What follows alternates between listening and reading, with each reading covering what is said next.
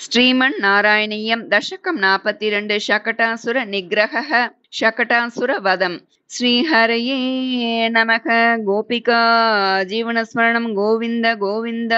कदापि जन्मक्षदिने तव प्रभो निमन्त्रितज्ञातिवधू महीसुरा मखानसस्त्वां सविदे निधाय सा मखानसादौ ववृते व्रजेश्वरी ततो भवत्राणनियुक्त बालक प्रभीति संक्रन्दन संकुलारवैः विमिश्रमश्राविभवत् समीपतः परिस्फुटद्दारुचटच्चटारवः ततस्तदा कर्णन सम्भ्रमश्रम प्रकम्पि वक्षोजभरा प्रजाङ्गणाः भवन्तमन्तर्ददृशुः समन्ततः विनिष्पतद्दारुणदारुमध्यगम् शिशोरको किमभूतिदित्रुतं प्रदाव्यनन्दः पशुपाशभूसुराः भवन्तमालोक्य यशोदया धृतं समाश्वसन्नश्रुजलार्द्रलोचनाः कस्कोणुकौतस्कुत एष विस्मयो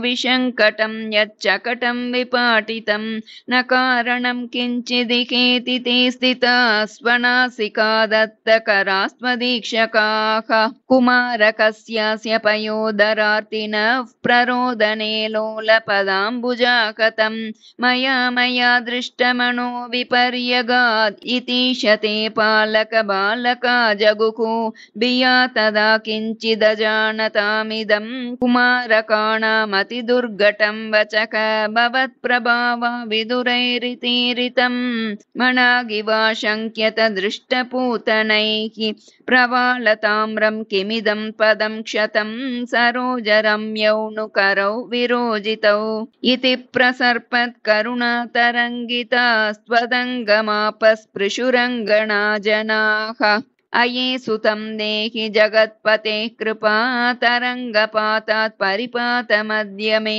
इति स्म संगृह्य पिता त्वदङ्गकं मुहुर्मुहुश्लिष्यति जातकण्टकः अणोनिलीनः किल हन्तुमागतः सुरारिरेवं भवता विहिंसितः रजोऽपि नो दृष्टममुष्य तत्कथं सशुद्धसत्त्वे त्वयि लीनवान् ध्रुवम् प्रपूजितैस्तत्र ततो द्विजातिभिर्विशेषतो लम्बितमङ्गलाशिषः व्रजन्निजैर्बाल्यरसैर्विमोहयन् मरुत्पुराधीशरुजां जहीहि मे श्रीहरये नमः।